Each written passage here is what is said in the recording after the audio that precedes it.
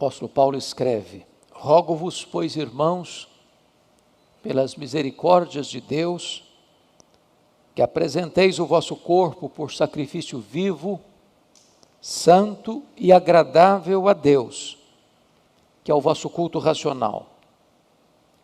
E não vos conformeis com este século, mas transformai-vos pela renovação da vossa mente, para que experimenteis qual seja a boa, agradável e perfeita vontade de Deus. Amém. Eu gostaria de pensar com vocês hoje sobre como conhecer a vontade de Deus para a nossa vida. Todos vocês sabem que a carta de Paulo aos Romanos é certamente o maior tratado teológico do Novo Testamento. O apóstolo Paulo chega aqui ao pináculo da sua teologia. Obviamente, ele, inspirado pelo Espírito Santo, registra aqui a teologia mais profunda, este plano mais glorioso da redenção, registrado em todo o Novo Testamento. Nesta carta ele nos apresenta com clareza diáfana o Evangelho. E já no capítulo 1 ele define o Evangelho.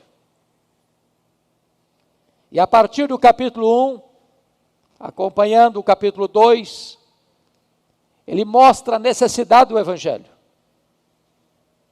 Porque o mundo pagão está completamente corrompido porque desprezou o conhecimento de Deus. Mergulhou na idolatria, na imoralidade. Portanto, precisam do Evangelho. Mas ele define também que os judeus, que conhecem a lei, que seguem os rituais sagrados que o próprio Deus estabeleceu, também carecem do Evangelho porque são pecadores. Ele define que até mesmo aqueles que são moralistas, que pleiteiam virtudes, que hasteiam a bandeira de seus predicados morais, são tão carentes do Evangelho quanto os pagãos. E ele encerra dizendo que todos pecaram e destituídos estão da glória de Deus. Mas a partir do capítulo 3, o apóstolo Paulo abre os portais da graça e apresenta-nos o Evangelho, mostrando que a gloriosa verdade da justificação pela fé é o plano eterno de Deus para a redenção do seu povo, e que toda a preparação veterotestamentária apontava para o sacrifício de Cristo. E que pelo seu sangue somos remidos, justificados. E no capítulo 4 ele exemplifica a doutrina da justificação pela fé, mostrando que Abraão, o pai da nação e o pai dos crentes, foi justificado pela fé. No capítulo 5 ele mostra os frutos dessa justificação. Nós temos paz com Deus no passado, nós temos acesso à graça no presente, nós temos certeza da glória no futuro. No capítulo 6, o apóstolo Paulo vai mostrar para nós que a justificação desemboca necessariamente na santificação.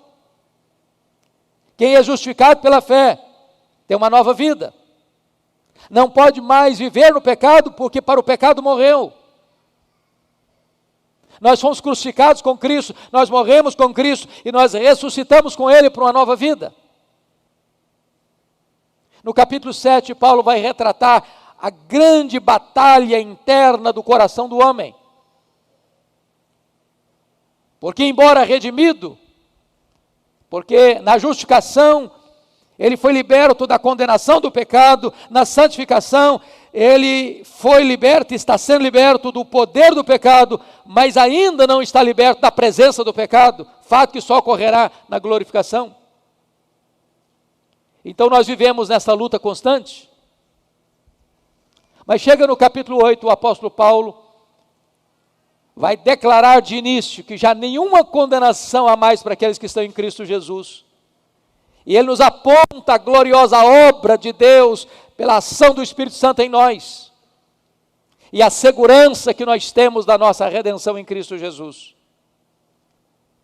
No capítulo 9 ele olha para o passado e vê a eleição de Deus em relação a Israel. No capítulo 10 ele mostra o presente desse povo, a sua situação de pecado e miséria.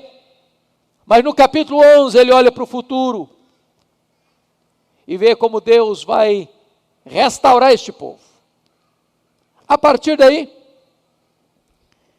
o apóstolo Paulo vai aplicar a doutrina, porque Paulo sempre tinha nas suas epístolas esse critério de, em primeiro lugar, dar a doutrina e depois aplicar a doutrina. Porque essas duas coisas caminham juntas, teologia e vida, doutrina e conduta. O conteúdo teológico que vai desembocar na vida de santidade. E a partir do capítulo 12, então, ele vai mostrar para nós que uma pessoa convertida, transformada, justificada, santificada pelo Espírito,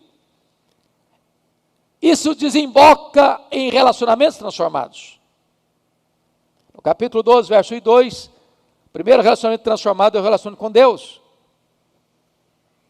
No capítulo 12, versículo 3 a 8, o relacionamento consigo mesmo. E um crente é alguém que, na sua relação intrapessoal, tem uma correta e saudável autoestima. Não se rende nem ao complexo de superioridade, nem se deixa cair no complexo de inferioridade. Mas o que é, ele é pela graça, e tem consciência disso. No capítulo 12, versículos 9 até o versículo 16, ele mostra o novo relacionamento com o seu irmão. Como você deve amar sem hipocrisia, de todo o coração. Como você deve compartilhar a necessidade dos santos. Como você deve se alegrar com os que se alegram, chorar com os que choram. E ter o mesmo sentimento uns para com os outros.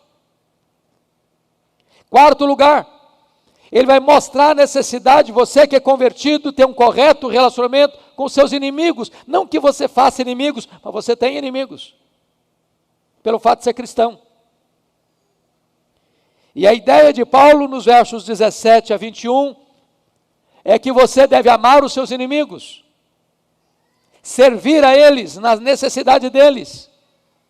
Não se deixar vencer pelo mal, mas vencer o mal com o bem. Quinto lugar, Paulo diz que quando você é convertido, seu relacionamento é transformado em relação às autoridades constituídas. É o que está no capítulo 13. Mas finalmente, dos capítulos 14 e 15, porque o 16 é o capítulo das saudações, que tem a ver com o relacionamento também. Paulo mostra como é que você vai se relacionar com irmãos na fé, que em pontos secundários pensam diferente de você. Ele divide a igreja em chamados crentes fortes e crentes fracos. Não estamos falando daquilo que é a essência do Evangelho. Nisso não se abre mão. Há verdades que não se negociam, que não pode mexer, são cláusulas pétreas. Mas há coisas que são secundárias. Como ou não come? Toca ou não toca? São coisas que naquela época mexia com milindres, susceptibilidades. E Paulo precisa orientar a igreja que um crente, nascido de novo, maduro na fé, ele precisa saber conviver com irmãos em Cristo, salvos pela graça, justificados pela fé, mas que pensam diferente de você, em alguns aspectos secundários. Pois bem, queridos irmãos, hoje quero me deter no texto lido. que é a nossa relação com Deus. E como é que Paulo começa? Ele começa assim: rogo-vos, pois, irmãos, pelas misericórdias de Deus, que apresenteis o vosso corpo por sacrifício vivo, santo e agradável a Deus, que é o vosso culto racional. Esta palavra que Paulo usa, rogo, é a palavra mais forte para uma súplica e que tem no seu bojo uma conotação de ordenança. Ao mesmo tempo que é um pedido veemente, traz também na sua esteira uma ordem. E o que Paulo está rogando e ordenando?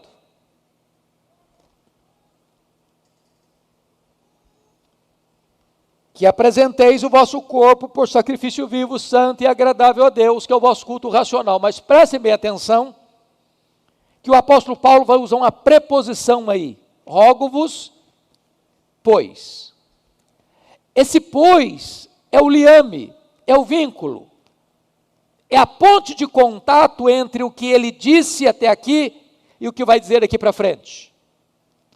Esse pois está mostrando para nós que, em virtude do que Deus fez por nós, que são as suas muitas misericórdias, todo o plano e obra da redenção, com aquilo que agora você vai fazer para Deus. Ou seja, Deus, por meio do apóstolo, está ordenando à igreja a apresentar cada um de nós o seu corpo como sacrifício vivo, santo e agradável a Deus, e Deus tem autoridade de fazê-lo em virtude daquilo que o próprio Deus fez por nós. Destaco ainda que a palavra apresentar aqui, que vos apresenteis ou que apresenteis, na língua original traz a mesma ideia dos sacerdotes lá na antiga aliança, que representando o povo, traziam um cordeiro para ser oferecido em holocausto. Uma vez colocado o cordeiro no altar, o sacrifício no altar, não se podia mais tomar de volta. Aquilo não era mais propriedade do ofertante. Aquilo pertencia ao Deus a quem se servia e se cultuava. O que Paulo está dizendo aqui é que, em virtude daquilo que Deus fez por nós, cabe-nos agora apresentar a Deus o nosso corpo e não tomá-lo de volta mais. Mas ainda destaco, meus irmãos, que quando Paulo está dizendo isso, Paulo está rompendo o status quo cultural. Porque vocês bem sabem que Paulo está vivendo no Império Romano, mas o pensamento dominante do mundo é grego. Roma conquistou o mundo militarmente, mas Roma se dobrou diante da cultura grega. E qual era o pensamento grego? O pensamento grego é que o corpo era um túmulo, uma cova, uma sepultura, um claustro, uma prisão. Os gregos entendiam que quando alguém morria, a alma era liberta dessa prisão. É por isso que eles não acreditavam em ressurreição, porque para eles era um contrassenso.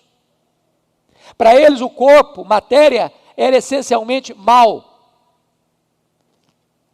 E esse pensamento grego desembocou ao longo da história em dois extremos perigosos. O primeiro extremo é o ascetismo. O corpo não importa, vamos castigá-lo, vamos maltratá-lo.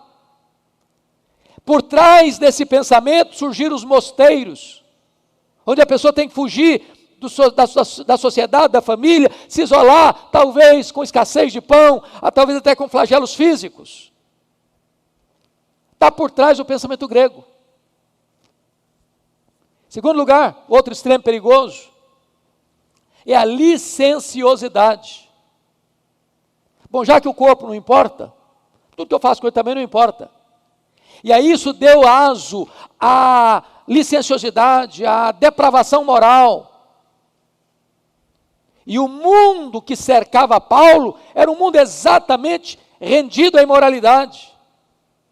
Porque o corpo não importa. Paulo está resgatando o conteúdo bíblico diante dessa cultura completamente rendida ao pensamento grego. Dizendo, não, o corpo importa. Deus criou o corpo. Deus remiu o corpo. O nosso corpo é propriedade de Deus, porque Deus criou, porque Deus comprou com o sangue do seu Filho. O nosso corpo é a morada do Espírito Santo, é o templo do Espírito Santo, e o nosso corpo precisa glorificar a Deus.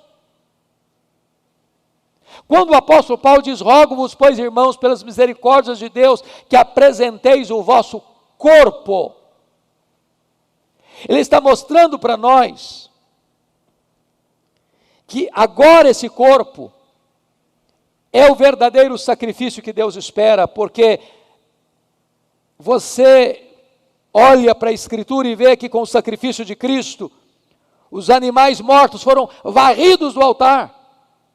Ninguém mais precisa chegar diante de Deus com um cordeiro para sacrificá-lo, porque o cordeiro de Deus, o cordeiro perfeito, ofereceu um sacrifício perfeito, e nunca mais outro sacrifício precisa ser oferecido para nos remir. Mas agora, como gesto de gratidão a Deus, você oferece o seu corpo como sacrifício vivo. Não tem mais cordeiros mortos. Santo, porque agora você que foi remido do pecado e não no pecado. E agradável a Deus, porque este é o sacrifício que Deus aceita. Então a primeira coisa que eu chamo a atenção aqui para os irmãos é a palavra apresentação. Você precisa deliberada e conscientemente apresentar seu corpo para Deus. E Paulo diz, esse é o seu culto racional. Vamos entender racional aqui, irmãos, não como antônimo de emocional. Porque tem muita gente que às vezes pega esse versículo e diz, não, está vendo, o culto é racional. Então você não pode ter emoção, você não pode chorar, você não pode ter emoção, é só a razão. Mas racional aqui no grego é lógico, é coerente. É coerente. Você adora a Deus com todo o seu ser. Você é razão, você é emoção, você é volição ou vontade. Então você entende a mensagem intelectualmente, é por isso que a mensagem é dirigida ao seu intelecto. Quando você entende a mensagem, isso mexe com o seu interior, você sente. E quando você entende e você sente, você age. Eu gosto muito do Dr. Lloyd Jones, foi um médico, um homem de uma cultura praticamente enciclopédica. E ele trabalhou muito essa tensão do emocional, porque hoje, em muitos redutos, a mensagem é dirigida às emoções. E tem muita gente que acha, se eu não tive um calafrio na espinha, o culto não foi abençoado. Uma pessoa chorou no culto, essa foi abençoada. A outra não chorou, não foi. É equívoco isso. Não que somos contra a emoção, nós somos contra o emocionalismo. A emoção rasa, vazia, epidérmica. Mas ao mesmo tempo, nós não somos a favor de uma razão fria. E eu gosto aí do Mark Lloyd Jones quando ele diz o seguinte: se você expõe o Evangelho, a cruz de Cristo, o sacrifício de Cristo na cruz, sua morte vicária substitutiva, isso não mexe com você, isso não mexe com o seu coração, isso não mexe com as suas emoções, provavelmente você não entendeu a cruz. Como não se quebrantar diante do Calvário? Como não se emocionar diante do grande amor de Deus, que não poupou seu próprio Filho, mas por todos nós o entregou? Então entenda que culto racional aqui não é essa dicotomia entre razão e emoção. Não é. Culto racional aqui que Paulo está falando é um culto lógico, ou seja, nós não podemos separar, meus amados irmãos, o que acontece nos redutos dessas quatro paredes, com o que acontece lá fora no pátio, com o que acontece lá dentro da nossa casa, com o que acontece lá no nosso trabalho, com o que acontece lá no nosso lazer. Você não oferece seu corpo para Deus apenas aqui, dentro do templo. Mas o que significa oferecer seu corpo como sacrifício vivo, santo e agradável a Deus? Você precisa examinar o que você vê, o que você ouve, o que as suas mãos fazem, os seus pés, onde seus pés andam. Esse culto lógico. Imagine você que durante a semana eu estou na contramão da vontade de Deus, oferecendo os membros do meu corpo ao pecado, agora no domingo eu venho, agora sim eu vou oferecer meu corpo a Deus como sacrifício vivo. Não combina. Tem que ter coerência, tem que ter consistência.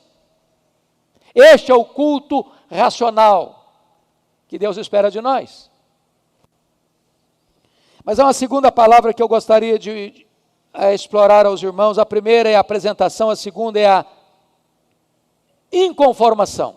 E ele diz: não vos conformeis com este século, mas transformai-vos pela renovação da vossa mente, para que experimenteis qual seja a boa, agradável e perfeita vontade de Deus. Se vocês olharam comigo a palavra conformar e a palavra transformar, tem a mesma raiz. E a raiz aqui é forma. Forma. É sabido de todos vocês que na língua grega nós temos duas palavras muito distintas para forma. A palavra esquema e a palavra morfê. Esquema é a forma mutável, que varia, que pega a cor do ambiente igual o camaleão, que pode sofrer variações. Em outras palavras, se você olha para o mundo hoje, aquilo que era errado ontem é considerado certo hoje. Aquilo que era pecado ontem é apreciado hoje. Aquilo que era proibido ontem é recomendado hoje. Aquilo que era vergonhoso ontem é praticado à luz do sol hoje. Em outras palavras, Paulo está dizendo o seguinte: não ponha o seu pé na forma do mundo, porque o mundo está rendido à ditadura de um relativismo moral. Não se conforme com isso. Essa forma é plástica. Ela é completamente líquida, não granítica. Ela está mudando todo dia, toda hora. É por isso, meus irmãos, que a Bíblia não se curva à cultura. Não é a cultura que legitima a Bíblia. Não é a cultura que diz: não, isso aqui agora mudou, então a Bíblia tem que mudar, agora tem que fazer uma outra leitura da Bíblia, eu tenho que ressignificar a Bíblia. Não, 1000 vezes não. O mundo está mudando. Ele é camaleônico. Hoje não é a questão apenas da tolerância do erro, é a inversão de valores. Se chama luz de trevas e trevas de luz, se chama doce de amargo e amargo de doce. Paulo diz: não vos conformeis. Não põe o pé nessa forma. Não entre nesse esquema. Daí vem a palavra esquema. Esse esquema, que é uma rede, que é um cipoal, que é uma cosmovisão que não leva Deus em conta, que bane Deus para a lateral e elimina Deus. Paulo diz: não vos conformeis. Não entre nisso. Não se renda a esse esquema. Mas notem comigo que a terceira coisa que eu quero focar, primeiro é apresentação, segundo é inconformação, terceiro é transformação. Mas transformar-vos. Veja vocês comigo que novamente a raiz da palavra transformar é forma. Só que aqui não é esquema, a palavra aqui é morfê. Morfê. E morfê é a forma imutável. Foi ontem, é hoje, será amanhã. Quer um exemplo disso? Lá em Filipenses capítulo 2.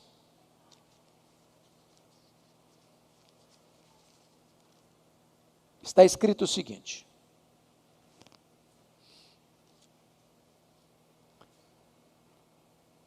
Versículo 6. Pois ele, Jesus, subsistindo em forma de Deus. Forma. Aqui não pode ser esquema. É morfê. Jesus nunca deixou de ser Deus. Então vejam vocês que essa é a forma que nunca muda. Ele é o mesmo ontem, ele é o mesmo hoje, ele é o mesmo para sempre. O que Paulo está dizendo é o seguinte: transformai-vos pela renovação da vossa mente. Está dizendo, você tem um padrão, esse padrão é absoluto, esse padrão nunca mudou, esse padrão nunca vai mudar. Então mire nesse padrão, mire nesse padrão. E na medida que você vai mirando nesse padrão que é perfeito, sua mente vai sendo renovada. Na medida que você vai examinando a palavra de Deus, que é perfeita e absoluta, e não pode falhar, e ela é eterna, e ela é imutável, e ela é inerrante, e ela é infalível, ela é suficiente, a sua mente vai sendo forjada por essa verdade eterna, e você vai sendo transformado. Quantas pessoas, irmãos, que estão forjando a sua mente, por se conformar com esse século? Estão se rendendo ao relativismo, estão se capitulando ao pecado, estão abrindo flancos na alma para os vícios, para ideologias, para falsas teologias, para falsas doutrinas. Paulo diz, não, você precisa ser transformado pela renovação da sua mente. Você tem um padrão absoluto, olha para ele, conforme-se a ele, imite a ele, viva como ele. E na medida que você for olhando para Jesus, diz o próprio apóstolo Paulo na outra carta, segundo aos Coríntios, você vai sendo transformado de glória em glória na imagem de Cristo, o Senhor, pelo Espírito Santo. Bom, você pode estar perguntando assim, bom, eu não entendi, só uma coisa, pastor, o senhor deu um tema e o senhor não falou nada do tema até agora. Como conhecer a vontade de Deus para a minha vida? Eu não sei quanto aos meus colegas pastores, pastor Fábio que está conosco hoje, quantos de vocês já ouviram essa pergunta que eu acho que é uma das mais repetidas na prática pastoral? Pastor, eu gostaria de tanto saber qual é a vontade de Deus para a minha vida. O que Deus quer de mim? Qual o projeto de Deus na minha vida?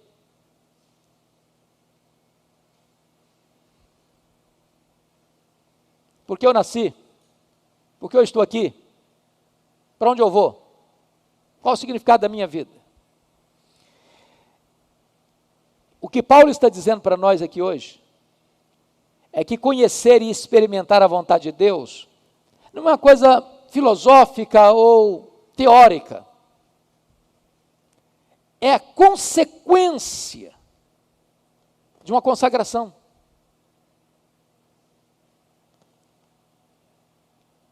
Quando você apresenta o seu corpo para Deus, quando você não se conforma com este século, quando você é transformado pela renovação da sua mente, então, abre-se as cortinas e você compreende qual é a boa, perfeita e agradável vontade de Deus para a sua vida. Conhecer a vontade de Deus não é causa, conhecer a vontade de Deus é consequência. da vida que você leva de consagração a Deus? Oh, amados irmãos, que Deus nos ajude nesse tempo tão difícil em que vivemos, onde o mundo está cada vez mais agressivo, odiando a igreja, porque nunca deixou de odiar. Onde a igreja está encurralada por ideias, conceitos, valores contrários às Escrituras. Quando tantas denominações evangélicas, históricas, sucumbiram a esta conformação com o mundo. Que Deus nos ajude a mantermos nossa posição intacta, firme, inabalável, resoluta,